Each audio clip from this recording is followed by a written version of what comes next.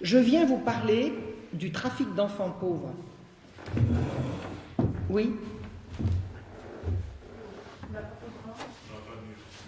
Comme ça? Ah, comme ça, voilà. C'est bon. On reprend? Je viens vous parler du trafic d'enfants pauvres, qui est un phénomène qui a un précédent historique que j'ai particulièrement bien étudié. Et c'est pour étudier ce problème que j'ai repris des études d'histoire à un âge plus que canonique, puisque canonique, je crois que c'est 40 ans, et que j'ai repris mes études d'histoire à 51 ans. J'en ai à présent 72, ça fait donc bientôt.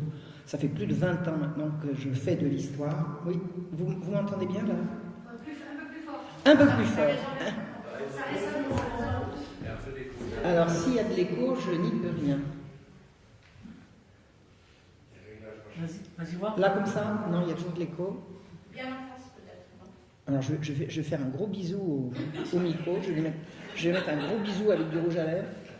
Est-ce que là, ça va? Et là, là, c'est mieux. Il n'y a pas d'écho. Mais ça résonne moins, mais vous m'entendez du coup? Très bien. Bon, je vais essayer de parler plus fort. Au milieu du XVIIe siècle, c'est-à-dire les années 1600, la France était ravagée par la guerre civile et elle voyait ses villes envahies par des mendiants et des miséreux qui fuyaient les campagnes pour s'installer au cœur des villes. Alors on imagine que quand il y a la misère, c'est dans les villes alors que les campagnes sont pourvues, c'est juste l'inverse. Les villes étant toujours approvisionnées, quand il y a des malheurs à la campagne, les gens suivent les convois de grains qui vont alimenter les villes et se retrouvent au cœur des villes. Donc ça a créé... la guerre civile, c'était la fronde, ça a créé des hordes de miséreux qui ont envahi les cœurs des villes et ça a été un véritable problème un véritable problème public, un problème de police absolument indispensable à régler. Et tous ces mendiants et ces miséreux posaient plusieurs problèmes d'ordre public, dont l'un consistant à considérer que parmi tous ces mendiants, il y en avait qui faisaient la comédie. C'est-à-dire que un mendiant, c'est quelqu'un qui va exciter la pitié, et pour exciter la pitié, il n'y a qu'à faire semblant.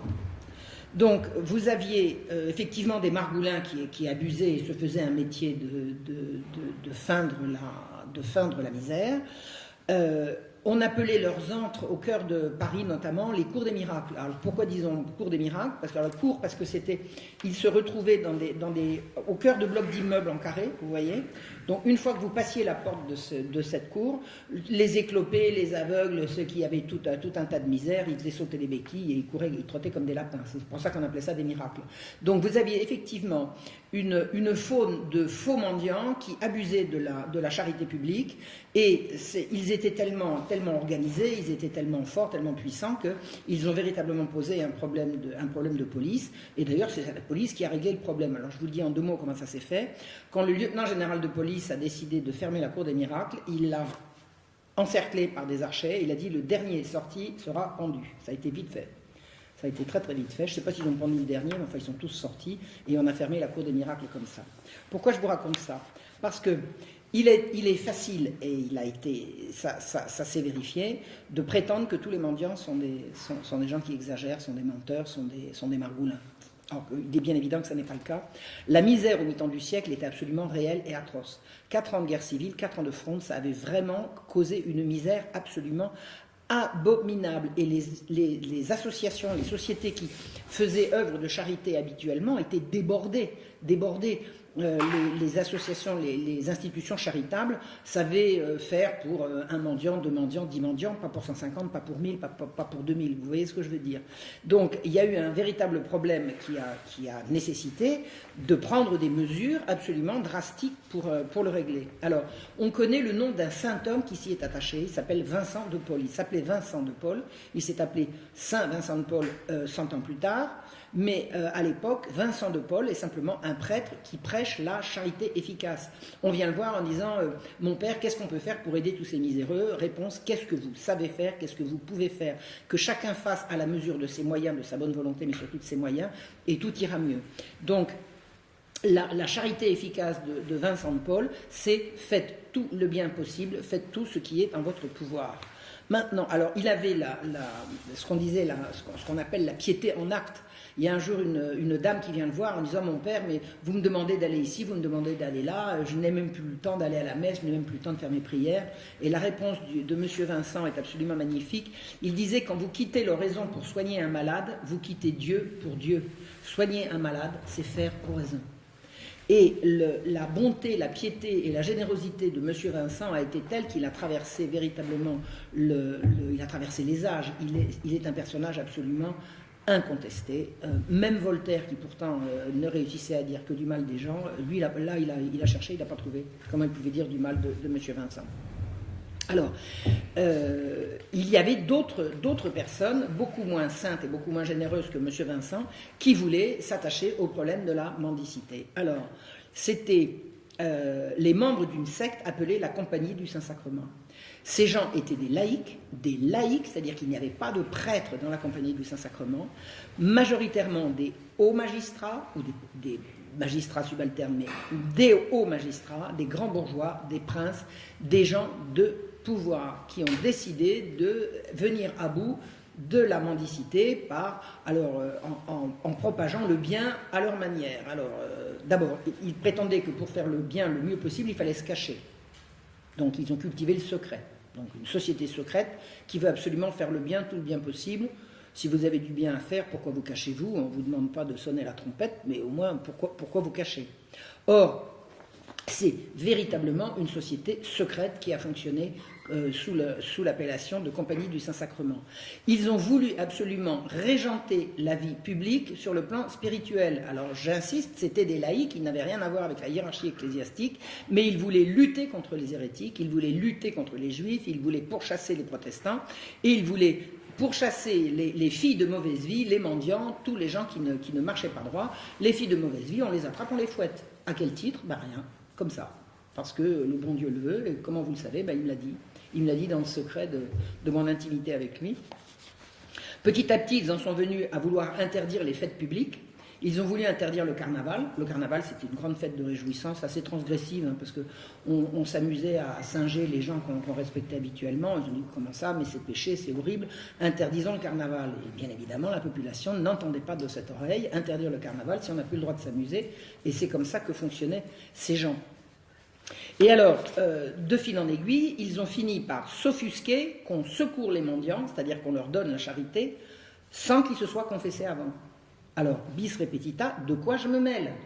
De quoi je me mêle? Si quelqu'un doit se mêler de savoir si quelqu'un a mérité l'absolution ou pas, c'est un prêtre. C'est pas un magistrat, c'est pas un bourgeois, c'est pas un marchand. De quoi se mêle-t-il? Et ils s'en mêlaient en permanence. Ils ont même prétendu obliger les médecins à ne soigner que les malades ayant été entendus en confession. Vous imaginez? Vous imaginez? C'était des bigots, des cagots, obsédés par le secret. C'était une secte. C'était une secte de gens extrêmement puissants, qui ont fait tout ce qui était dans leur pouvoir pour obtenir la bénédiction de l'Église qui leur aura toujours refusé. L'Église n'a pas cautionné, n'a pas béni les actions de la Compagnie du Saint-Sacrement. C'était non parce que non. Alors, il faut savoir que M. Vincent faisait partie de la secte. Alors, il faut absolument être précis sur le sujet. Quand les messieurs de la Compagnie sont allés voir M. Vincent en lui disant: nous voulons créer une association qui fasse ceci, qui fasse cela, il a dit: mais bien sûr, je me joins à vous. Il n'y a jamais siégé. Il y a été inscrit, il n'y a jamais siégé. Jamais il n'a participé à aucune des actions de messieurs de la Compagnie du Saint-Sacrement. Alors, la position de messieurs de la Compagnie par rapport aux mendiants, c'est quoi? Un mendiant, c'est un fainéant. Ben oui, il n'a qu'à travailler. Pourquoi il ne travaille pas? Pourquoi il ne travaille pas? La terre manque de bras, et ceci et cela. Un mendiant, c'est un fainéant, c'est-à-dire qu'un mendiant, c'est quelqu'un qui est coupable. Et on va extrapoler, salaud de pauvre. Les pauvres sont des salauds. Ils n'ont qu'à travailler. S'ils travaillaient, s'ils étaient comme il faut, ils ne seraient pas pauvres. Alors, ces messieurs de la Compagnie ont décidé de contribuer à venir à bout du phénomène dont je vous ai dit que c'était vraiment un phénomène d'ordre public. Ils ont décidé d'en venir à bout en mettant les pauvres au travail, en les enfermant et en les punissant. Le travail forcé, la prison et La maltraitance. Vraiment, le système qu'ils ont mis au point consistait à maltraiter les pauvres. Alors, ils se sont penchés, alors c'était bien avant la Fronde, parce que le problème de la mendicité, c'est un problème récurrent à travers les siècles. Ils se sont penchés pendant 9 ans, comme juristes, sur la rédaction d'un projet qu'ils ont soumis au jeune Louis XIV en 1656. 1656, c'est la fin de la guerre civile, c'est la fin de la Fronde. Messieurs ont un projet tout prêt. Alors, messieurs, en général, quand je dis messieurs, c'est messieurs du Parlement. Il n'y avait pas que des juges. Le Parlement, c'est le tribunal. Le Parlement, c'est les juges. C'est pas du tout une assemblée comme on l'entend aujourd'hui. Le Parlement, c'était les juges. Donc, ils sont allés voir le roi en lui disant « Majesté, nous avons un projet qui va vous permettre de venir à bout du problème récurrent de la mendicité et des désordres publics touchant cette forme de pauvreté et cette forme d'activité visible absolument partout. Nous avons élaboré un projet de création d'un hôpital général. Ils y avaient travaillé pendant 9 ans. 9 ans, je ne sais pas si vous imaginez, ils ont absolument examiné tous les cas de figure et ils ont porté ça à Louis XIV, qui, tout jeune, il avait 18 ans, il a signé. C'est ahurissant. Quand vous savez l'autorité qu'avait Louis XIV et quand vous savez ce qu'a été les statuts de l'hôpital général, on est étonné. On est étonné que le roi ait pu signer une chose pareille. Il y a plusieurs explications. D'abord, c'est qu'il arrivait au pouvoir, puisque la guerre civile venait juste de s'arrêter, il avait d'autres chats à fouetter que de s'occuper des pauvres. Et je vous assure que le travail ne manquait pas. D'autre part, il est évident qu'il ne les a pas vus venir. Il ne les a pas vus venir. Maintenant, je vais vous raconter ce qui s'est passé. L'institution qui va s'appeler l'hôpital général et qui va se charger des pauvres dans les villes est une institution qui fonctionne dans une totale opacité dans son fonctionnement. Il est impossible de savoir qui fait quoi si on n'y est pas, si on n'en fait pas partie. C'est absolument impossible. L'Église y est présente comme potiche. C'est-à-dire que l'archevêque de Paris est censé siéger au conseil d'administration, on ne l'invite jamais, il n'y vient pas. L'institution a des prêtres à qui on ne demande pas leur avis. Enfin, tout le fonctionnement de l'hôpital général se fait entre laïcs et donc, qui ont pour tutelle unique messieurs du Parlement. L'Église n'a aucune espèce d'influence dans le fonctionnement de l'hôpital général. C'est absolument, vous allez voir, quand le conflit va éclater, vous allez voir à quel point c'était grave. Et les juges, donc les juges du Parlement de Paris, ils sont absolument tout puissants. Même les comptes de l'hôpital général sont hors de portée de qui que ce soit. Personne ne sait combien l'hôpital gagne, combien il dépense, combien il a d'argent, combien il a de capital. C'est impossible à savoir. Les messieurs élisent eux-mêmes, enfin choisissent eux-mêmes un receveur qui ne leur rend des comptes qu'à eux-mêmes. Personne ne peut savoir ce qui se passe. Et c'est devenu une institution absolument énorme qui gérait rien que sur Paris des milliers et des milliers de gens. Alors, la Compagnie du Saint-Sacrement, je vous ai expliqué, c'était une espèce d'État dans l'État. C'est-à-dire qu'il prenait des décisions en secret et un roi absolu ne peut pas tolérer une société secrète sous son nez. Donc, sous la pression les judicieux conseils de son parrain Mazarin, Louis XIV a décidé de dissoudre la Compagnie du Saint-Sacrement. Or, la Compagnie du Saint-Sacrement tenait tous les postes à l'hôpital général, tous les postes à responsabilité, de directeur, de gérant, enfin tous les postes importants étaient tenus par les membres de la Compagnie du Saint-Sacrement. À partir du moment où la Compagnie est dissoute, qui va diriger l'hôpital? Eh bien, ça ne va pas être mieux, ça va être pire.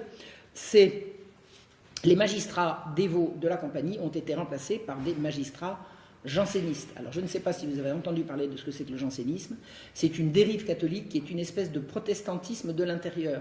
C'est-à-dire que ce que dit le protestantisme, c'est « nous n'avons pas besoin du pape », parce que c'est entre Dieu et nous. Je caricature, mais c'est pour vous permettre de comprendre de quoi il retourne. Les jansénistes, ils disent « nous avons besoin du pape, mais le pape se trompe ». On va lui expliquer.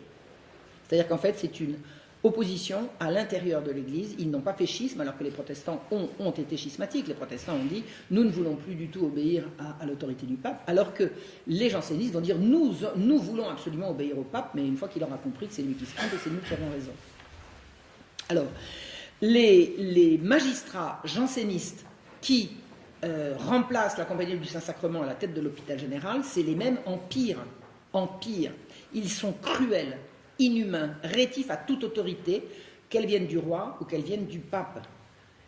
Ces gens sont absolument d'une cruauté indicible.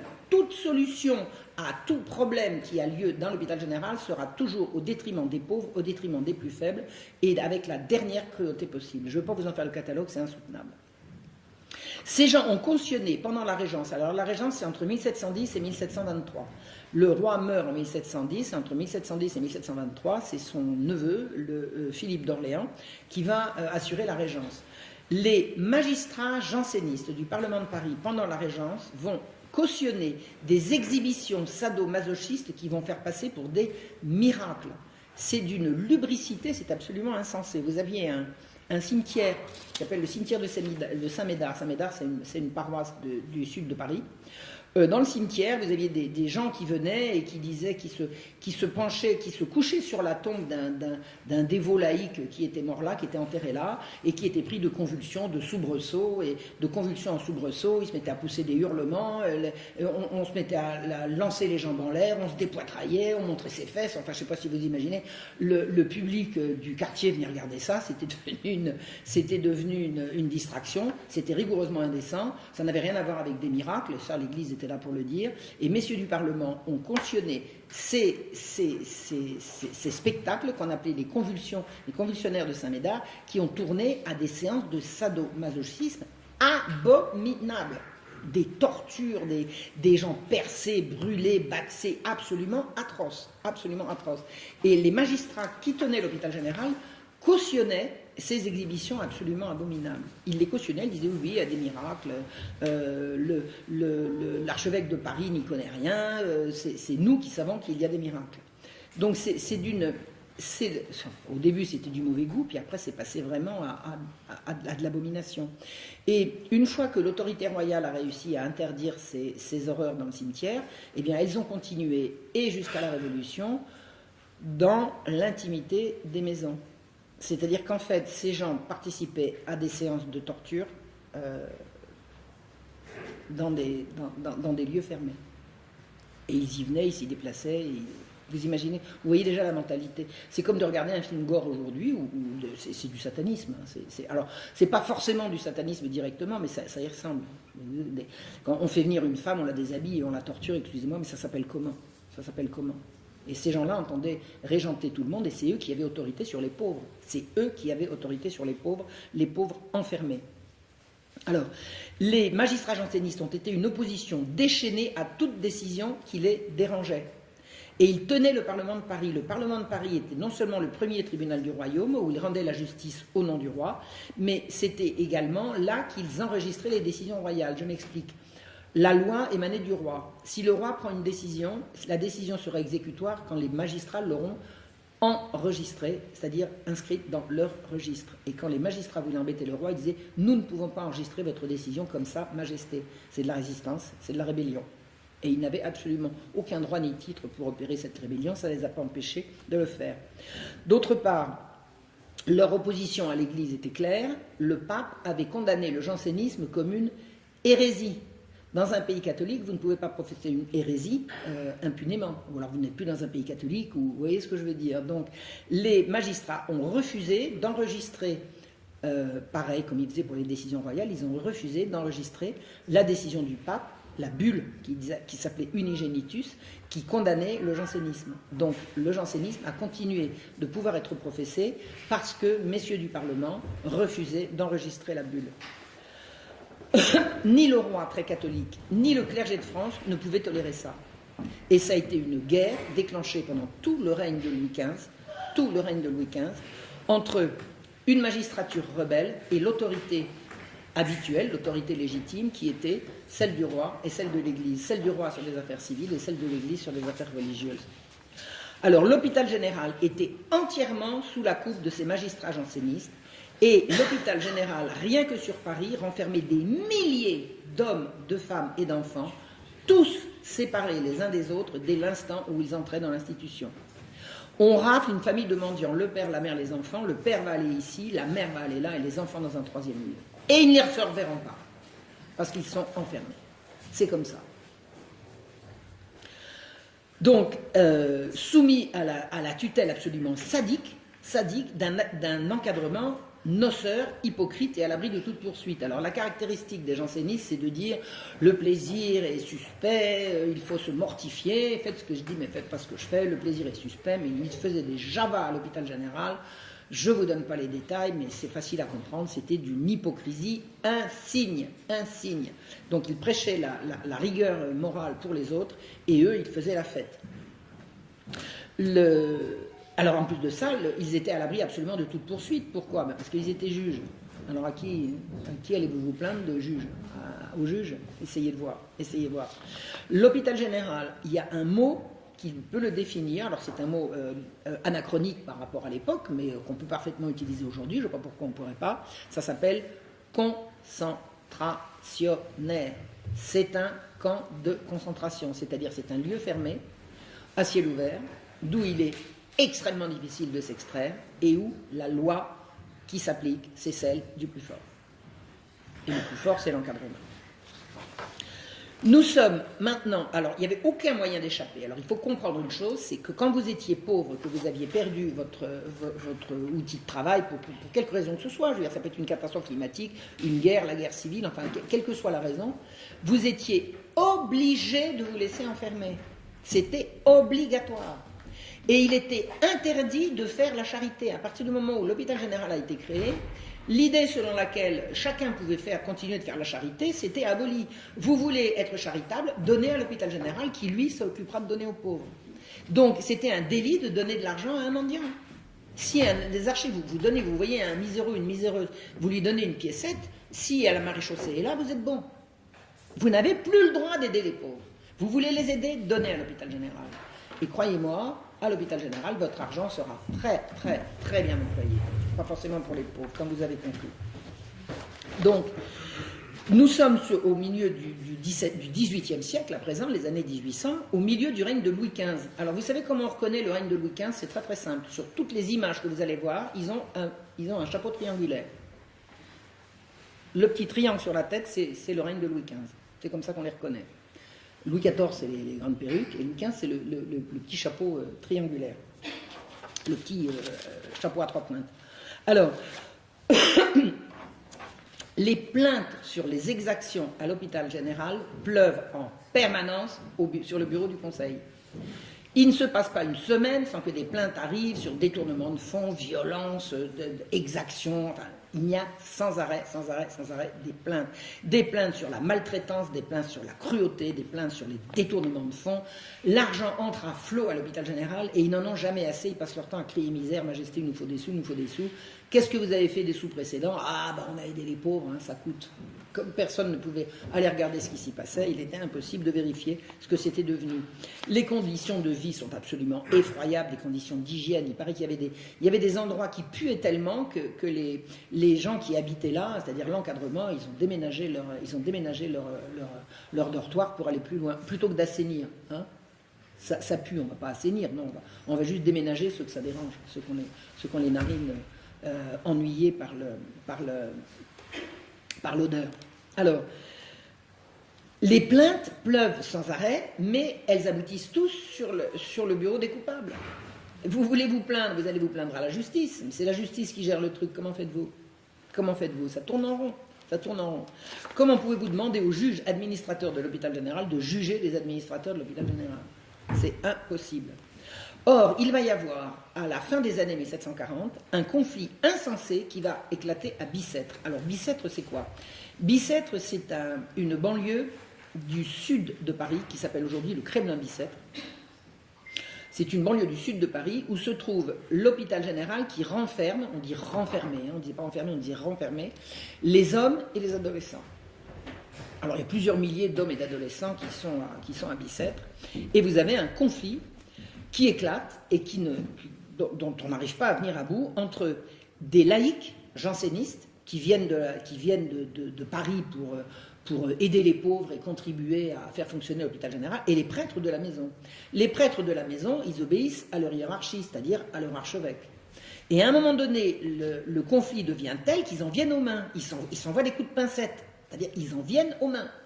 Les prêtres en soutane, avec les dévots laïcs, s'attrapent par le chignon, s'envoient des coups. Vous imaginez le scandale. Alors, Quel est l'objet de la dispute? Ils se disputent l'éducation des enfants de chœur. Voilà, il y a des enfants de chœur, parce que c'est une institution où il y a une église, il y a des prêtres, donc il y a des enfants de chœur, il y a des messes, donc voilà. Et les enfants de chœur, les prêtres et les dévots laïcs se disputent l'éducation des enfants de chœur. La surveillance, disons, des enfants de chœur. Les pieux laïcs prétendent que les prêtres qui s'occupent des enfants de chœur sont beaucoup trop laxistes avec eux. Ils leur passent n'importe quoi, ils ne sont pas assez sévères. Vous savez, quand les gosses vont en confession, on les absout tout de suite, alors que nous on ferait beaucoup mieux. C'est toujours la même rengaine, si vous voulez. Le reproche de ces gens-là vis-à-vis de l'Église, c'est que l'Église est trop gentille, elle n'est pas assez sévère. Ça sera les mêmes reproches que les mêmes feront aux jésuites. Les jésuites sont trop coulants, ils sont laxistes, ils ont une morale relâchée, comme on disait. Et ce que disent les dévots laïcs concernant les enfants de chœur, c'est on ne peut pas les laisser sous l'influence de ces prêtres, parce que ces prêtres sont beaucoup trop laxistes. Ils n'imposent pas la discipline qu'il faut, ils leur passent tout et n'importe quoi. Les enfants, on voit bien, ils circulent dans la journée sans surveillance. Il faut absolument venir à bout de ça. Donc, de l'instant où ils en sont venus à se mettre sur la figure, le scandale enfle et éclate, et le roi exaspéré, il dit maintenant j'en ai assez de ce qui se passe. Alors, ils sont allés voir, il y a une délégation qui est allée voir l'archevêque, mais l'archevêque il était en bout de course. Il était mourant, il n'avait plus l'énergie. Bon.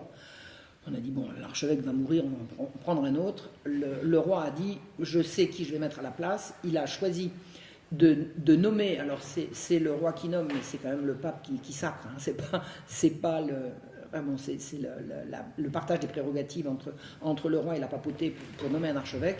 Donc le roi choisit Monseigneur Christophe de Beaumont pour le mettre à la tête de l'hôpital, le mettre à l'archevêché de Paris, où il lui demande d'aller siéger à l'hôpital. Alors, ce que je vous ai expliqué, c'est que statutairement, oui, il faut que j'arrête. Tu vas peut-être prendre ce micro-là pour vérifier si c'est plus fort pour le fond.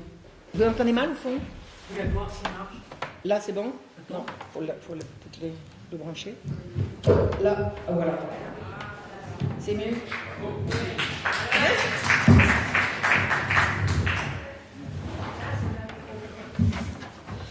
Je me suis arrêtée au milieu d'une phrase, c'était laquelle, vous vous souvenez? Tu la reprends en entier. Il faut que je retrouve laquelle? Oui, mais Le roi venait de nommer. le roi, voilà. L'archevêque, statutairement, siégeait à l'hôpital, mais n'y siégeait pas dans les fêtes. Or, le roi dit à Christophe de Beaumont... Alors, il y a une chose intéressante. Quand le roi a appelé Christophe de Beaumont en lui disant « vous veux comme archevêque de Paris, vous allez siéger à l'hôpital général », Christophe de Beaumont a plongé devant le roi en disant « Majesté, je vous supplie de m'épargner ça ». Et le roi a dit « C'est un ordre ». Bien, Majesté. Il n'avait pas du tout envie. Je ne sais pas ce qu'il savait, mais il a compris que c'était l'enfer. C'était l'enfer. Aller siéger à l'hôpital général en même temps que ces messieurs du Parlement, l'archevêque a véritablement pressenti ce qui allait se passer. Je ne pense pas qu'il ait imaginé que ça puisse aller si loin, mais il a pressenti ce qui allait se passer. Donc, ce que dit le roi, c'est « Vous allez aller à l'hôpital général, vous allez me dire ce qui s'y passe, et vous allez rétablir l'ordre. Vous avez ma mission, il était missionné par le roi. » Alors, qu'est-ce qui se passe au moment où le Monseigneur de Beaumont arrive à l'hôpital général? Tout s'arrête. L'encadrement déménage, ils prennent leurs petites affaires et disent on s'en va. On ne veut pas être sous la coupe de ce type-là. Attendez, c'est votre archevêque? Non. Non. Alors on s'en va. Et puis la supérieure s'en va. La supérieure était supérieure de la Salpêtrière, et la supérieure de la Salpêtrière était également supérieure des deux autres établissements, de Bicêtre et de la Pitié. Alors la Pitié, je vous ai expliqué, le Bicêtre c'est les adolescents et les hommes, la Salpêtrière c'est les femmes depuis petite fille jusqu'à vieillard, et la Pitié, les jeunes enfants. Il y avait un truc spécial pour les petits garçons. Pourquoi? Je ne sais pas. Et la Pitié c'était à Paris, à l'emplacement actuel de la mosquée de Paris. La mosquée de Paris a été construite sur un terrain qui a été récupéré au moment quand on a démoli l'hôpital de la Pitié. Donc, supérieure de l'hôpital général sur Paris, qui siégeait à la Salpêtrière, elle dit « je ne veux pas siéger avec ce monsieur », et elle s'en va. Et elle s'en va avec toute sa clique, toutes ses officières. On les appelait les sœurs, c'était pas du tout des religieuses, mais on les appelait les sœurs.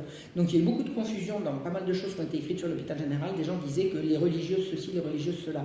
Il n'y avait aucune religieuse à l'hôpital général, celles qu'on appelle les sœurs étaient des officières. Incidemment, si vous parlez l'anglais ou l'allemand, vous savez que dans ces deux langues, une infirmière est appelée une sœur. Hein, on dit Schwester ou Sister. Donc, à l'époque, ce n'étaient pas des infirmières, c'était les officières, on les appelait les sœurs. Donc, l'officière, la supérieure, déménage mais elle s'en va, alors elle emporte la caisse, hein, faites plus confiance, et elle s'en va avec ses copines en disant on ne veut plus siéger sous l'autorité de Monseigneur de Beaumont. Monseigneur de Beaumont dit on va élire une nouvelle supérieure. L'archevêque a réussi, par un coup d'autorité assez bien ficelé, à faire élire à la tête de l'hôpital général une amie à lui, une veuve, tout à fait comme il faut. Enfin, une dame qui avait tout à fait à la fois l'autorité et la moralité. Enfin, c'était une amie à lui, elle s'appelait Madame de Moisan. Et le jour de l'élection de Madame de Moisan, tout se met en grève. Tout se met en grève. L'hôpital général s'arrête et le Parlement décide de ne plus s'occuper de l'hôpital général. C'est-à-dire que tout part à volo. Le Parlement lui-même, le roi va essayer de rétablir l'ordre, le Parlement va se mettre en grève. C'est-à-dire qu'il n'y aura plus de justice. Les juges vont refuser de juger, les procureurs et les conseillers de statuer. Enfin, c'est complètement fou. Le Parlement, la justice s'est arrêtée parce que le roi a imposé un archevêque qui a imposé une nouvelle supérieure. Non, mais attendez, c'est pas un peu bizarre, ça? Il s'agit d'une institution charitable, là. Mais qu'est-ce qui s'y passe pour déclencher une bronca pareille? Tous les habituels donateurs de l'hôpital, vous avez des gens qui régulièrement donnaient de l'argent à l'hôpital, ils ont dit « Nous faisons la grève des donations aussi longtemps que cet archevêque siège ». Mais il avait fait quoi, l'archevêque? Il venait d'arriver.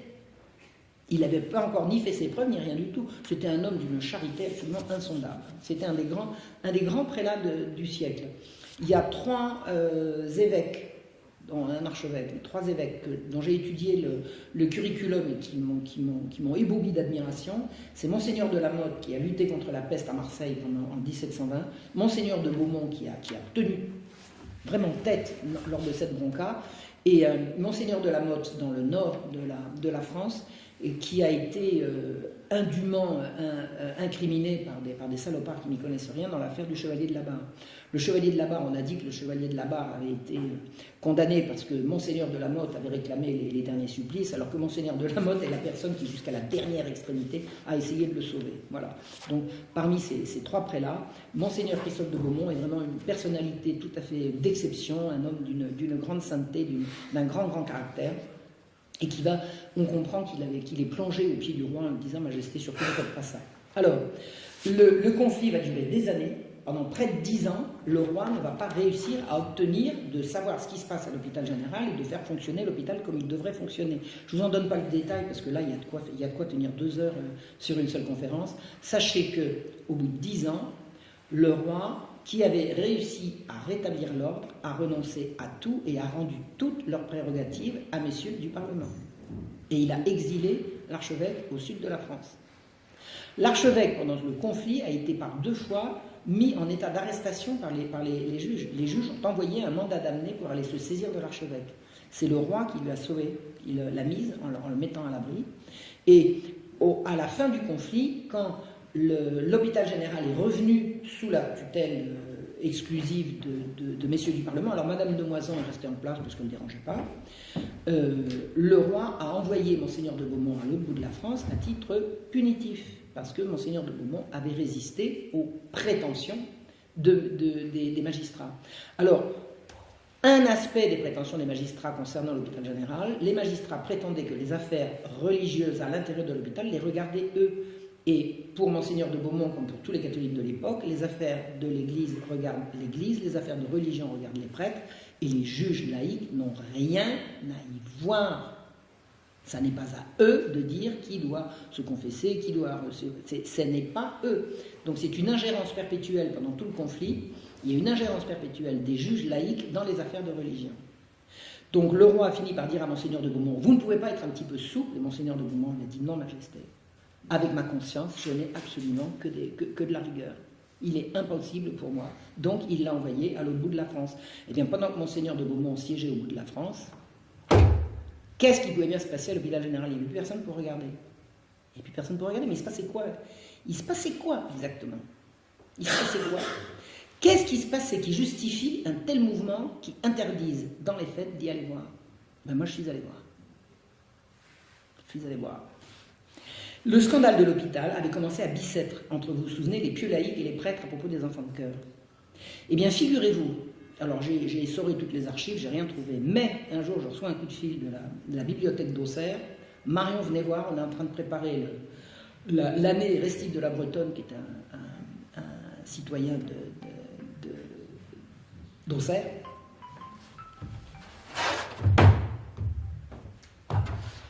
Venez voir ce qu'on a trouvé. Je suis allé voir, et qu'est-ce que j'apprends?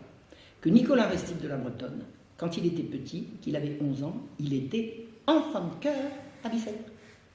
Donc il a tout vécu de l'intérieur.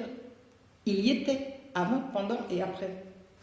Et qu'est-ce qu'on apprend? Que le petit groupe de laïcs protégé par messieurs du Parlement était pédéraste.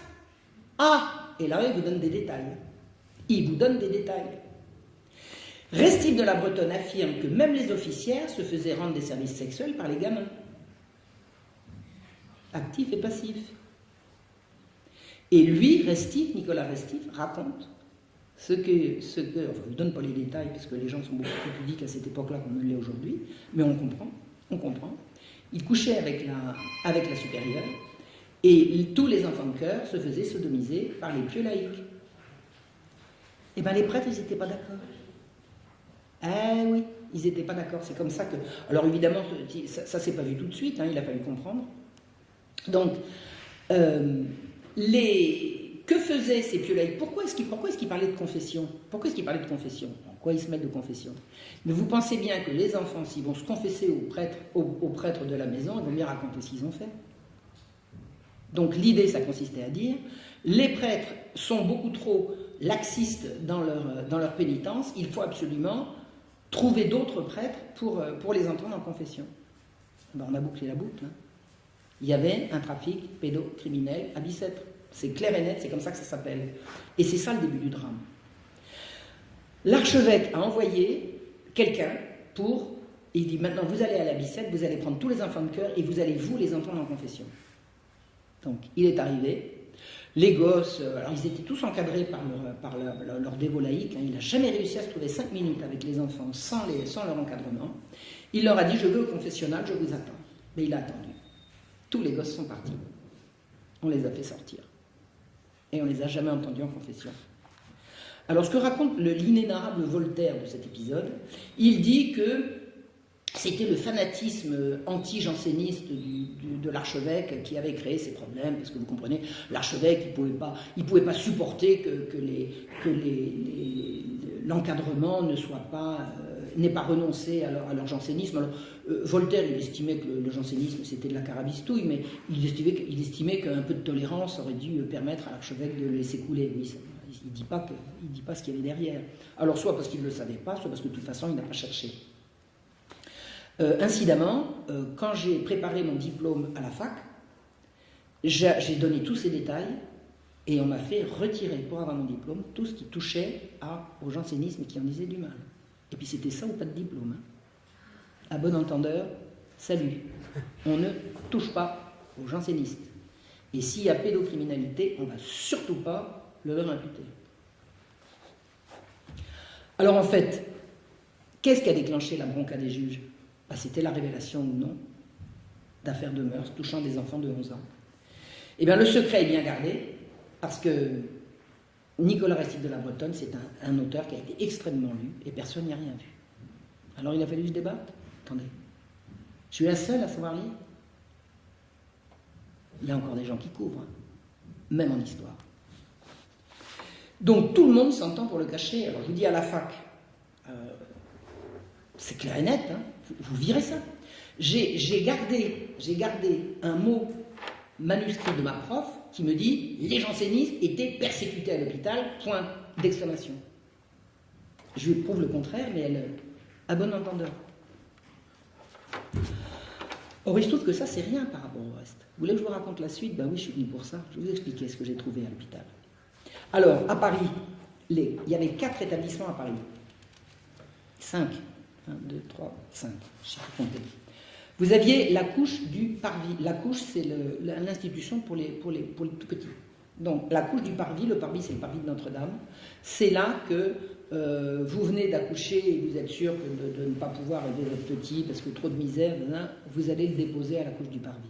Là, vous avez des âmes charitables qui prennent l'enfant, qui le langent et qui vont lui trouver une nourrice. Alors, qu'est-ce que c'est qu'une nourrice? C'est une femme qui vient d'avoir un bébé puis qui se fait 4 sous une fois qu'elle a terminé de nourrir le sien pour nourrir un deuxième. C'est comme ça que ça se fait. Alors, elle sera payée, ça va lui arrondir éventuellement ses fins de mois. Et comme il y a beaucoup de bébés qui naissent, il y a beaucoup de femmes enceintes qui peuvent vendre leur lait. Donc, c'est le système qui est mis au point, c'est la couche du Parvis. Et les enfants restent à la couche du Parvis tant qu'ils sont à la mamelle. Ensuite, vous avez la couche de Saint-Antoine. Alors, Saint-Antoine, c'est une rue qui mène de la Bastille à l'extrémité est de Paris. Au milieu de cette rue, vous avez la couche pour les enfants qui reviennent de nourrice, qui reviennent de la mamelle et qui vont y rester pendant 3-4 ans. Et ensuite, les petits garçons vont aller à la Pitié et les petites filles vont aller à la Salpêtrière. Donc, la couche du Parvis, la couche de Saint-Antoine, la Pitié, la Salpêtrière et Bicêtre à partir de 11 ans. Alors, Bicêtre ne va pas concerner la couche de Saint-Antoine parce que les enfants qui sortent de Saint-Antoine vont aller soit à la Pitié, si c'est des garçons, soit à la Salpêtrière, si ce sont des filles. Donc, la Pitié est bien un réservoir de petits garçons. Pourquoi? Alors là, je ne sais pas. Je ne sais pas comment ça s'est décidé, en tout cas, ça s'est décidé comme ça. Alors, ces enfants, qui sont des milliers, ne sont pas orphelins. Ils sont pauvres. Ils sont pauvres. Comment on sait qu'ils ne sont pas orphelins? Parce que quand ils sont orphelins, c'est marqué. Un orphelin, c'est quelqu'un qui a été répertorié, qui a été enregistré comme orphelin.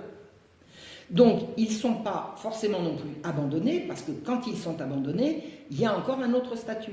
Enfants abandonnés. Les enfants abandonnés, c'est pas dur. Les parents n'abandonnent pas leurs enfants à la poubelle. Ils font en sorte qu'ils puissent être ramassés par des gens charitables dont c'est la fonction. Donc, un enfant abandonné, c'est un enfant abandonné. Un enfant orphelin, c'est un enfant orphelin. Et la majorité des enfants qui se retrouvent dans ce circuit ne sont ni l'un ni l'autre. Ce sont donc des enfants pauvres, des enfants de pauvres. Des enfants de pauvres. C'est-à-dire que leurs parents ont été mis à l'hôpital pour appliquer la nouvelle politique de renfermement des pauvres, et on leur a enlevé leurs enfants. Je pense qu'il y a des gens ici à qui ça doit parler. Tous ces enfants qui ont encore un père quelque part, une mère quelque part, ils ont un tuteur exclusif, c'est l'encadrement de l'hôpital général. Et ça, c'est noir sur blanc dans les statuts. J'ai essoré le code de l'hôpital général. Dès que vous êtes pauvre, vous perdez votre droit parental sur vos enfants. Et le droit parental n'existe pas à l'époque, c'est l'autorité paternelle. Un père cesse d'être un père dès qu'il est tombé dans le gouffre de malheur et d'abomination qu'est l'hôpital général. Donc, tous ces enfants qui rentrent dans l'institution ont pour tuteur exclusif messieurs du Parlement. C'est-à-dire que la pauvreté prive les parents de leur autorité et de leurs enfants. Des mères qui ont cru confier leur enfant provisoirement à l'institution se verront refuser de le reprendre quand la situation sera améliorée. Parce qu'évidemment, ça ne se dit pas comme ça. Regardez la charité qu'on fait, on permet de sauver des enfants qui sont abandonnés. Mais une mère qui abandonne son enfant, elle ne l'abandonne pas forcément parce que c'est une femme de mauvaise vie. Et j'ai lu, parce que c'est disponible aux archives, et que vraiment j'ai tellement travaillé des semaines et des semaines aux archives, enfin je peux vous raconter que, bref, je sais de quoi je parle. Les femmes ne soupçonnent pas quand elles posent leur enfant pour être confiées à l'hôpital général, elles ne soupçonnent pas ce qui va se passer. Il y en a beaucoup qui disent « je le reprendrai quand ça ira mieux ». Je vous le confie, prenez-en bien soin. Il s'appelle Pierre, Paul, Jean ou Jacques, ou Marie-Claude, ou Annette, ou ce que vous voulez.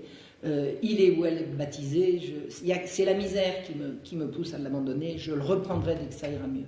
Et jamais ils peuvent les reprendre. Jamais. On ne leur laisse pas. Il y en a une, un jour, elle est allée retrouver sa fille, elle a essayé de récupérer sa fille, elle s'est battue, paraît-il, pendant des mois pour essayer de la récupérer, elle n'a jamais réussi. On lui a présenté la note. Attendez. Mais c'est l'argent de qui? C'est l'argent de la charité? C'est de l'argent public? Elle a dit, mais vous savez, votre enfant, ça... Attendez, c'est fou, quoi. De toute façon, elle ne l'a pas récupéré. Elle ne l'a pas récupéré. Alors, ce qui frappe quand on regarde alors vous avez des registres d'entrée et de sortie de la salpêtrière, et c'est là-dessus que j'ai travaillé. C'est un peu pénible. C'est sur ces registres que j'ai travaillé. Et on constate, la première chose qu'on peut constater, c'est que la mortalité de ces enfants est effroyable. C'est effroyable. Comment peuvent-ils mourir dans de telles conditions alors que l'institution est là pour les faire vivre, pour en prendre soin? Mais surtout, il y a une chose qui m'est apparue, dont je n'avais jamais entendu avant, c'est que des tas d'enfants qui sont rentrés à l'hôpital en sortent sans destination. Attendez, toutes les institutions qui s'occupaient précédemment d'enfants en souffrance ont été absorbées par l'hôpital. Donc on ne peut pas dire qu'on va sortir les enfants de l'hôpital pour les mettre ailleurs. Il n'y a plus d'ailleurs. Il n'y a plus aucun ailleurs. Donc un enfant qui rentre à l'hôpital est censé y grandir ou y mourir, mais pas en sortir. Or ils sortent sans arrêt. Alors si, il y a ceux qui sortent qui vont à l'Hôtel-Dieu, parce que l'Hôtel-Dieu c'est l'hôpital au sens contemporain du terme. L'Hôtel-Dieu c'est là où vous allez quand vous êtes malade. Mais ils vont à l'Hôtel-Dieu puis ils reviennent. Partis à l'Hôtel-Dieu le 3, revenus à l'Hôtel-Dieu le 15 ou le 7, enfin, tout est consigné dans le registre, tout est consigné. Et tous ces enfants qui sortent et qui ne reviennent pas, ils sont allés où? Mais ils sont allés, il n'y a plus d'ailleurs. Il y en a qui s'en vont et qui reviennent. Mais ils étaient où? Puis ils repartent. Puis ils reviennent. Mais à quel titre? Ça, c'est pas marqué. Tout est consigné, mais pas ça. J'ai vu un truc qui m'a fait dresser les cheveux sur la tête. Un petit garçon de 6 ans était venu d'Auxerre. Enfin, j'ai étudié Auxerre, parce que c'était à côté de chez moi. Et il est sorti 4 jours après son arrivée, seul. Alors, on l'amène d'Auxerre, hein, il a pris une péniche, il est rentré, on l'inscrit, il rentre, et 4 jours après, il sort. Pour où? On ne sait pas. On ne sait pas. Et vous savez quelle est la caractéristique de ce petit garçon? Il est muet, imbécile et paralytique. Il est censé aller où? Alors, muet et imbécile, j'ai ma traduction. Ce pauvre gosse devait simplement être sourd. Et un gosse sourd dont on ne s'est jamais occupé, il peut passer pour imbécile, tout simplement. En tout cas, il était handicapé moteur. Il ne tenait pas debout. On peut savoir où il est allé, qu'est-ce qu'ils en ont fait. Mais vous pouvez imaginer le pire. Je ne vois pas ce qu'à part le pire, on peut imaginer dans un cas pareil. Les passages de la couche à la salpêtrière sont encore plus insensés. Alors je vous ai expliqué, la couche de Saint-Antoine, c'est les enfants qui, revenus de la mamelle, vont passer quelques années en attendant d'être dispatchés entre la Pitié et la salpêtrière. Il y a 1 kilomètre entre la couche de Saint-Antoine et la salpêtrière. Je l'ai fait en un quart d'heure à pied. Ça, je peux autant vous dire, moi j'ai tout vérifié. Il faut passer la Seine quand même, une fois que vous avez fait vos 10 minutes de marche à pied pour atteindre la Seine, mais là il y a un bac. Et le bac, il appartient à la salpêtrière, donc il est toujours disponible pour l'hôpital général. Donc en une demi-heure, c'est plié. Vous sortez de la couche de Saint-Antoine avec une dizaine de gosses dans un carrosse, une demi-heure après, ils sont arrivés à destination. À destination pour celles qui vont à la salpêtrière, et 1 kilomètre de plus pour aller à la Pitié. Donc en 1 heure, c'est plié. D'accord? Eh bien, figurez-vous que pour parcourir ce 1 ou 2 kilomètres, 30% des enfants qui sortent n'arrivent pas à destination. 30% de chute. Ils sont tombés dans l'eau, quoi. C'est quoi ça? Attendez, j'ai mieux. 60% arrivent à destination 1 ou 2 jours plus tard. Et, tenez-vous bien, j'ai cru au début, j'ai dit je me suis trompé, non. Ils arrivent 2 jours plus tard dans les 2 destinations. C'est-à-dire que les petites filles parties le lundi vont arriver le mercredi, les petits garçons partis le lundi vont arriver également le mercredi dans un autre lieu. Donc ce n'est pas un préposé qui s'est trompé. On peut savoir où ils ont passé 1 ou 2 nuits. On ne peut pas savoir. On peut juste imaginer. Eh bien, leur mortalité à la suite de ce transfert est atroce. La moitié d'entre eux seront morts dans les 3 mois. Ils ont 6 ans, 7 ans, ils ont survécu à l'abandon, ils ont survécu à tout, et 3 mois après, ils sont morts. Mais ils sont morts de quoi? Qu'est-ce qu'on leur a fait? Ben, j'ai trouvé encore pire. Écoutez bien. Ceux qui sont restés à la couche de Saint-Antoine. La couche de Saint-Antoine, vous revenez en sortant de nourrice. On vous attribue un numéro. C'est comme ça que tout est suivi. Ça, c'est Louis XIV qui avait voulu ça. Toute institution royale où vous entrez ou vous sortez, vous ne montrez pas de blanche à l'arrivée, pas de blanche à la sortie. Partout. Que vous soyez matelot, prisonnier, enfant de la couche, n'importe. Vous entrez, vous sortez, vous pointez à l'entrée, vous pointez à la sortie. Donc j'ai étudié tous ces contrats, et tous ces registres, et les petits-enfants qui arrivent de la couche du parvis, qui reviennent de nourrice, on leur attribue un matricule, avec un numéro d'ordre, une date, etc., etc. Compte tenu du nombre d'enfants qui entrent chaque année, et ça c'est vérifiable dans les registres, compte tenu du nombre de contrats d'apprentissage qui ont été signés dans le quartier. Vous avez Saint-Antoine, c'est un quartier d'artisans, on peut très bien imaginer que les gosses, ils vont se trouver un patron qui va les prendre en apprentissage, et puis ils vont quitter la couche comme ça. Compte tenu du nombre de décès, parce qu'il y a un registre des décès, on sait qu'il y a un petit cimetière, donc il y a 200 enfants qui ne sont ni en apprentissage, ni décédés, ni transférés, qui sont rentrés et qui disparaissent. 200 par an. 2000 sur 10 ans. Que sont devenus ces gosses?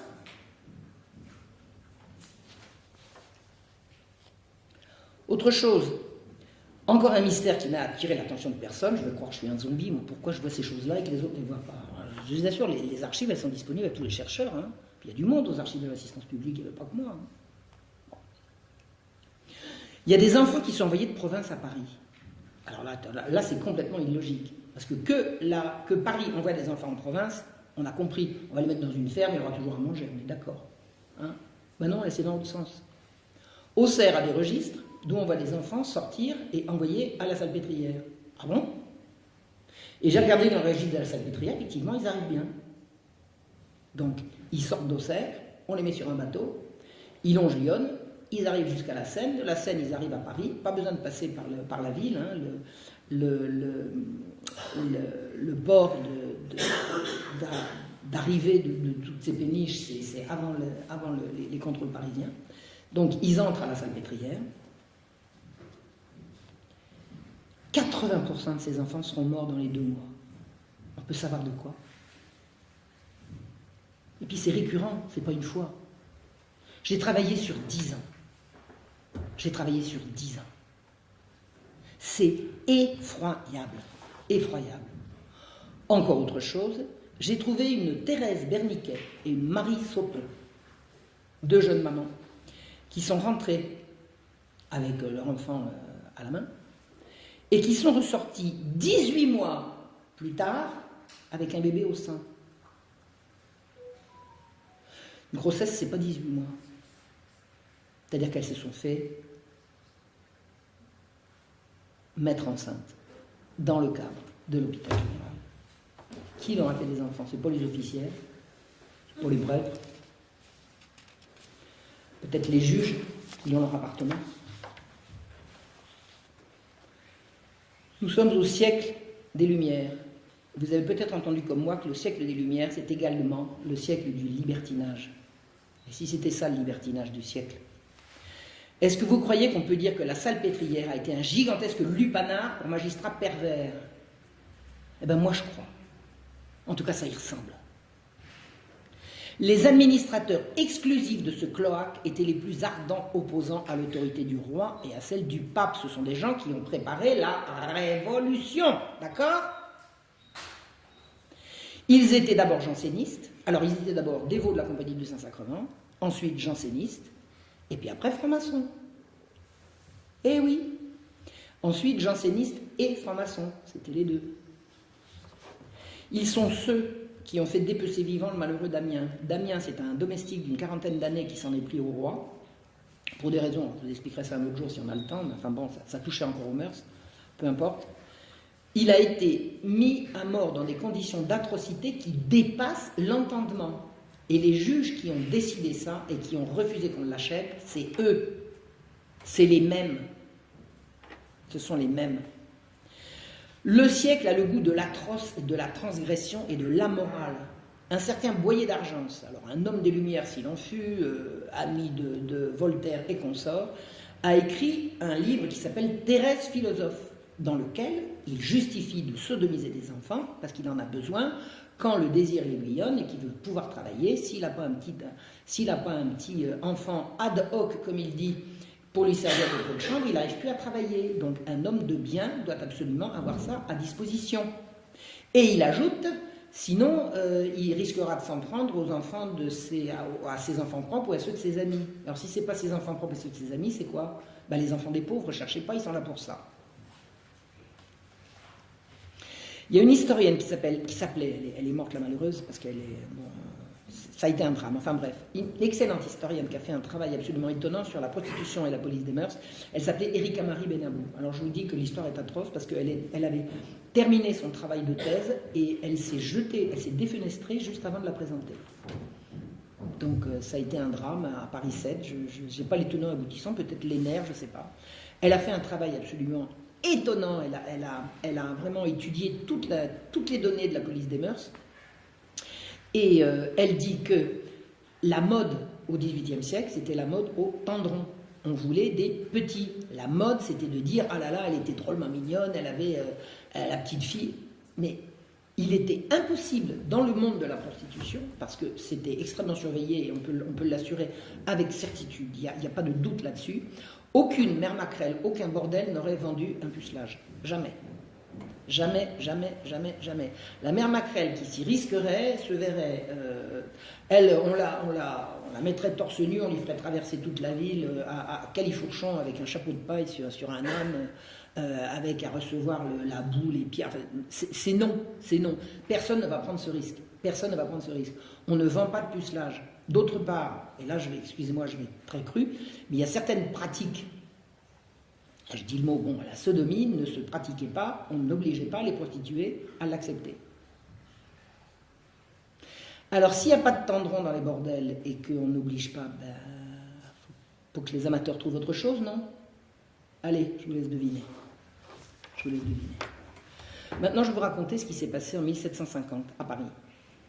Pendant 6 mois, entre 1749 et 1750, les exempts c'était des agents de police, ont enlevé dans les rues des enfants sur le chemin de l'école, sur le chemin de l'atelier ou sur le chemin du catéchisme. Les gosses, ils reviennent, tagadi, tagada, je reviens de l'école, hop, les exempts passent, un carrosse s'arrête, trois hommes sautent, ils ceinturent le gosse, on le charge, et ensuite, où est le petit? Il est rentré de l'école. Ça s'est fait subrepticement au début, et puis de façon de plus en plus voyante, pendant 6 mois, au bout desquels des émeutes d'une violence inouïe ont secoué Paris. Vous ne pouvez pas vous imaginer ce que ça a été. Paris était en état de siège. C'est cette révolte que j'ai appelée la Marche Rouge. Alors ça, c'est un mot de moi. Pourquoi? Parce que le soulèvement des parents en Belgique à propos de l'affaire Dutroux a été appelé la Marche Blanche. Le soulèvement des parents parisiens en 1750, c'était une marche rouge, sanglante. Ils ont tué des enleveurs d'enfants. Ils en ont fait de la charpie. Ils ont même accroché des cadavres, mais accroché un cadavre cloué sur la porte du lieutenant général de police qui était responsable. Ça a été un soulèvement inimaginable. J'en donne le détail dans mon livre La Marche Rouge. Un procès s'en est suivi. Et qui a jugé? Ben, messieurs du Parlement. Hein, on est bien d'accord, ce sont les juges. Mais vous savez ce qu'ils ont trouvé, les messieurs du Parlement? Ils ont fait pendre 3 émeutiers qui avaient défendu leur petit frère ou leur fils. Et ils ont condamné les enleveurs à quelques livres d'amende. 1 livre, c'est 1 franc. Le hurlement de révolte qui a saisi la population, qui a entendu le verdict à la sortie du palais de justice, vous ne pouvez pas vous imaginer ce que ça a été. Comment? Et les juges avaient fait un délit pendant le procès de prétendre que les enleveurs d'enfants avaient reçu des ordres. Prétendre qu'ils avaient reçu des ordres était un délit. Vous savez ce qu'ils ont fait, les enleveurs d'enfants? Ils ont mis la main à la poche, ils ont dit « Tenez, c'est ça l'ordre, lisez bien, je l'ai reçu, je l'ai gardé. » Ils avaient tous des ordres écrits, et c'était un délit de le dire.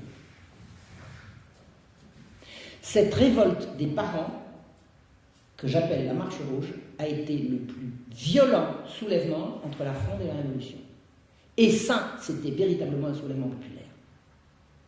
C'était un soulèvement populaire. C'était des artisans, c'était des femmes d'artisans, les femmes se sont beaucoup manifestées, mais pas uniquement. Ça a été également un soulèvement de domestiques. Les domestiques se sont distingués. Ça a été incroyable, incroyable. Le pouvoir a vacillé. Et le roi a dit, mais qu'est-ce qu'ils racontent? Qu'est-ce qu'ils racontent? Ils racontent qu'on me livre des enfants. Mais c'est n'importe quoi. Enfin, le roi était outré.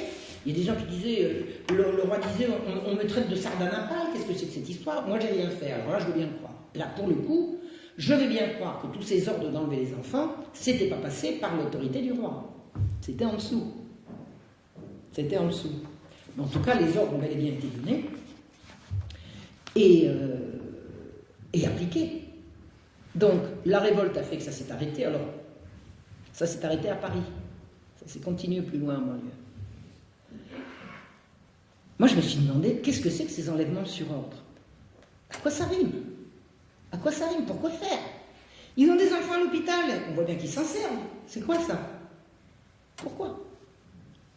Alors, je suis allé voir aux archives, je suis allé voir dans les registres, j'ai dit, est-ce qu'il y avait, avec l'arrivée de l'archevêque est arrivé en 1749, avec l'arrivée de l'archevêque, est-ce qu'ils ont arrêté de faire sortir des enfants? Ben non, le même nombre d'enfants sortaient, donc ces arrestations d'enfants au milieu de la rue, qui a duré 6 mois, est indépendant des enfants qu'on sortait de l'hôpital général. Donc, pourquoi s'est-on mis à enlever des enfants comme ça? Pourquoi faire? Alors, il est possible, simple hypothèse, que l'administration de l'hôpital général a pu craindre que les enlèvements ne s'arrêteraient avec l'arrivée de l'archevêque. Donc, ils ont pris les devants. Mais ce n'est pas une bonne hypothèse. Figurez-vous que ces enlèvements sont à mettre en parallèle avec une campagne qui tend à vouloir supprimer l'esclavage des nègres.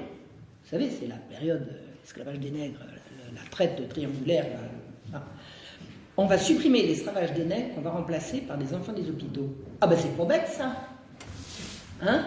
Au lieu d'aller chercher des nègres en Afrique, où on les paye quand même. D'abord, il faut armer les bateaux, il faut les payer, il faut les transporter.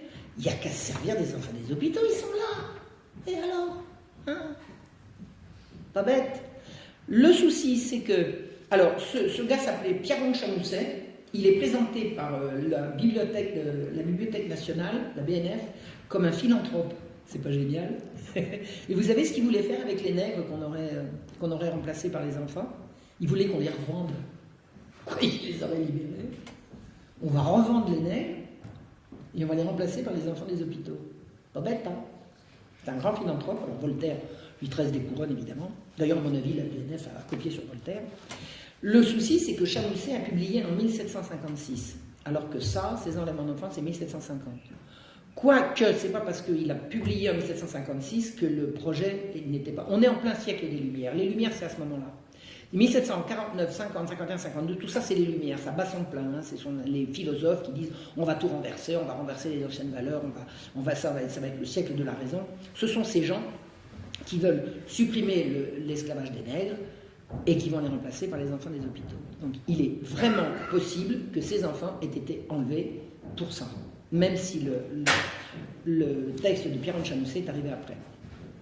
Alors, autre information que j'ai trouvée dans mes lectures, en mai 1750, au plus fort des émeutes, l'avocat Barbier. Barbier, c'est un mémorialiste qui a écrit depuis la Régence jusqu'à milieu des années 1760. Toute la Régence et le siècle de Louis XV, jour après jour, sous la plume de Barbier, c'est passionnant. C'est un type très intelligent, très sympa, comme il faut. Vraiment, c'est absolument passionnant à lire. Il écrit en mai, « On m'a dit avoir reçu une lettre de Marseille par un particulier il y a plus de 15 jours, à qui un homme mande. Mandez-moi si on sait à Paris ce qu'on veut faire de tous les enfants qui arrivent. On en a amené plus de 2000 et on en attend encore. » À Marseille? Mais Marseille, c'est des ports vers la Méditerranée.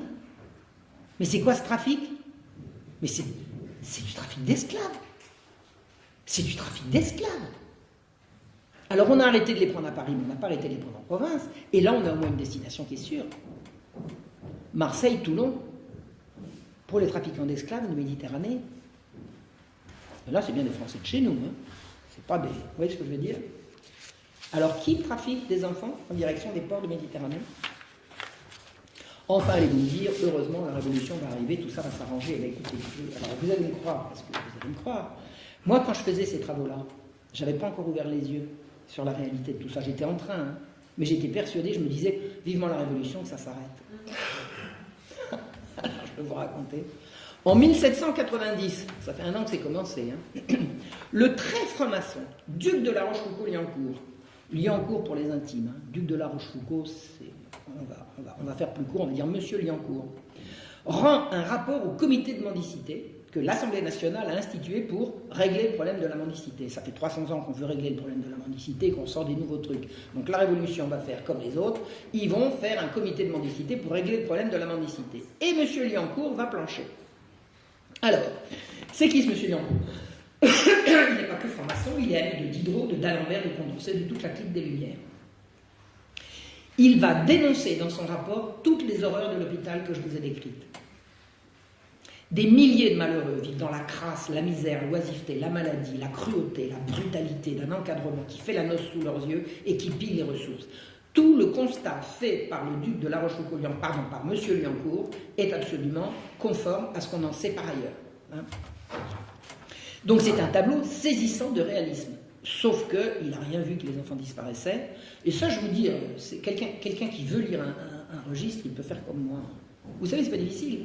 Vous prenez un registre, vous faites des fiches sur un tableur, vous voyez bien que les gens, il y en a qui sortent, vous voyez bien qu'il y en a qui ont une destination, d'autres qui n'en ont pas. Il suffit de faire le boulot. Bon, apparemment, je suis la seule à l'avoir fait. J'espère n'être que la première et que d'autres vont suivre et qui vont redécouvrir encore un tas de choses. Toujours est-il que M. Liancourt n'est pas allé regarder que des enfants disparaissaient. Donc apparemment, au moment où il écrivait, personne ne s'était encore jamais penché sur le problème. Mais alors, ce qui est intéressant dans le rapport de M. Liancourt, c'est qu'il faut qu'il trouve des responsabilités. Hein? Si tout ça marche si mal, c'est la faute à qui? Vous et moi, on a compris que c'est la faute des administrateurs. Ben lui, il a vu autre chose. Pas du tout. Pas du tout. Les administrateurs sont blancs comme neige. Ils sont dévoués, désintéressés, charitables, exemplaires. Il n'y a rien à leur reprocher. Donc tout va mal. Et les exclusifs administrateurs de l'institution n'ont rien à y voir. Alors, il faut comprendre quoi? Il faut comprendre quoi? Eh bien, c'est ceux d'en dessous qui leur ont menti. C'est-à-dire que les administrateurs, ils ne sont pas dans l'hôpital, sauf quand ils viennent faire la javane. Ils viennent faire la javane, ils ne vont pas regarder ce qui se passe. Donc, ils donnent des ordres et ils reçoivent des informations de personnel subalterne. Eh bien, c'est la faute aux lampistes. C'est à ça que ça sert, un lampiste. Donc, il vous explique que tout va mal, que messieurs sont blancs comme neige, mais que c'est la faute aux lampistes. Mais attendez, ça ne suffit pas. Il y a une autre responsabilité qu'il faut absolument prendre en compte. C'est la faute de l'Église. Ben oui, voyons. Du moment qu'il y a des affaires de mœurs sordides et des abus, etc., c'est forcément qu'il y a des curés dans l'histoire. Vous savez, parce que je vous ai expliqué que ce n'est pas du tout le cas. Quand on a vu comment fonctionnait l'hôpital général, les prêtres de l'institution étaient là uniquement pour dire la messe, les sacrements, on ne les laissait même pas confesser les gens. Ils n'avaient aucune espèce d'autorité. Alors comment il fait Liancourt pour expliquer ça? Eh bien, il fait un historique de toute la lutte contre la pauvreté et la mendicité de tous les siècles qui l'ont précédé. Et il raconte tout sauf la création de l'hôpital général de 1656. C'est-à-dire que dans les anciennes institutions, jusqu'en 1656, c'était l'Église qui s'occupait des pauvres. Et il ne mentionne pas la décision qui a supprimé le droit, cette possibilité à l'Église. C'est-à-dire que s'il fait l'impasse sur ce qui se passe en 1656, il raconte que l'Église dirigeait, il ne s'est rien passé, donc elle continue de diriger. Donc c'est de sa faute. C'est pas beau ça. C'est pas beau ça. Eh bien, figurez-vous que Diderot a fait pareil dans l'encyclopédie.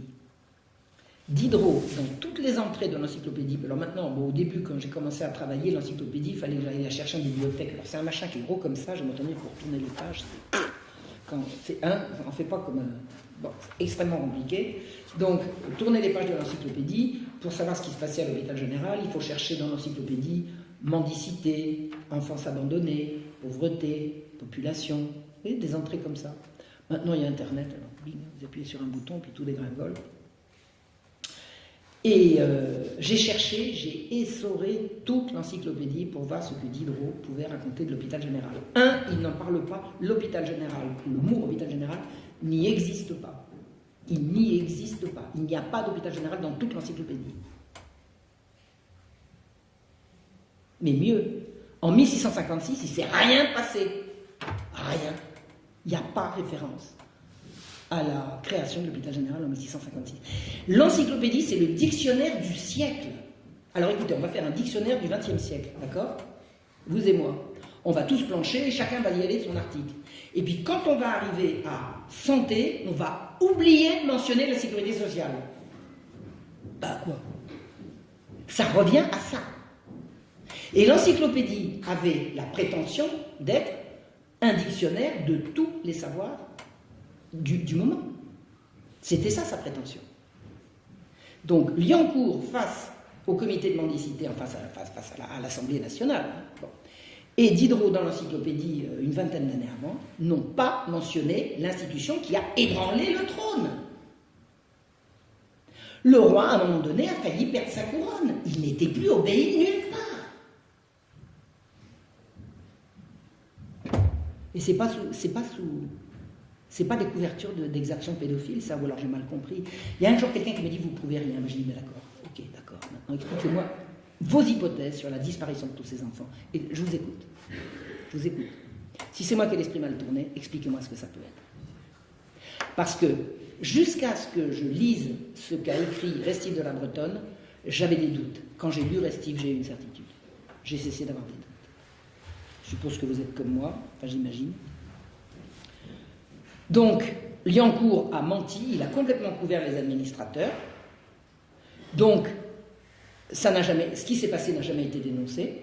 Mais puisque ça n'a jamais été dénoncé, pourquoi ça sera-t-il arrêté? L'hôpital général, c'est devenu l'assistance publique, qui est devenu la zéro. Il n'y a jamais eu de rupture. À l'origine, la Compagnie du Saint-Sacrement, les jansénistes, et depuis les francs-maçons, ils y sont encore. Ils y sont encore. Ils n'ont pas bougé. C'est les mêmes. On y est. Alors, les historiens qui se sont occupés de ça n'ont rien vu ou rien voulu voir. Je ne comprends pas. Je ne comprends pas. Je ne comprends pas. Il y avait un jeune homme qui préparait une thèse pendant que j'étais à l'assistance publique, aux archives de l'assistance publique. Moi, je regardais les registres de la Salpêtrière et regardais ceux de Bicêtre. Il avait les mêmes registres, il ne voyait pas ce que je voyais. Lui, il cherchait l'origine géographique des gens. Alors celui-là, il y a plus de Bretons que des... Moi, je cherchais ce que devenaient les enfants. Lui, vous voyez, c'est... Je sais pas. Je comprends pas. Je comprends pas que je sois toute seule à avoir trouvé ça. Non. Faut qu'il y en ait une. Fallait commencer. Alors, tous les historiens qui se sont penchés sur le sujet n'ont rien vu, ou alors s'ils ont vu, ils se sont... Et alors, ils ont tous couvert l'inexplicable reculade du roi Louis XV. Je vous ai expliqué, après 10 ans de bagarre, ils gagnent et ils rendent leurs prérogatives aux magistrats. Est-ce que vous croyez que le fait que le roi couchait avec des petites filles, ça puisse être un début d'explication à la chose?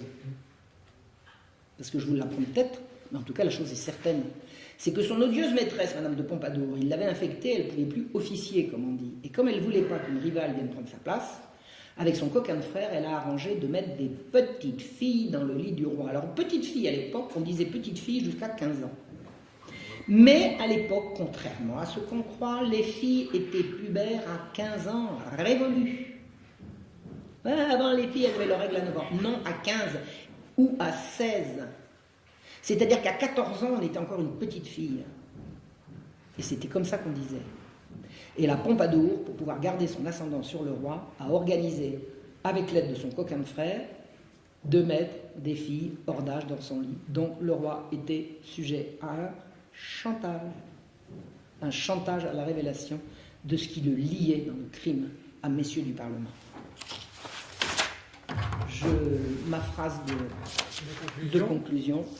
Rien n'a fondamentalement changé depuis la création de l'hôpital général en 1656 et aujourd'hui. Des notables tyrannisent les pauvres en leur enlevant leurs enfants au nom de leur morale. Et il est impossible d'aller voir ce qui se passe derrière. Je crois que vous m'avez entendu. Je vous remercie. Merci Marion.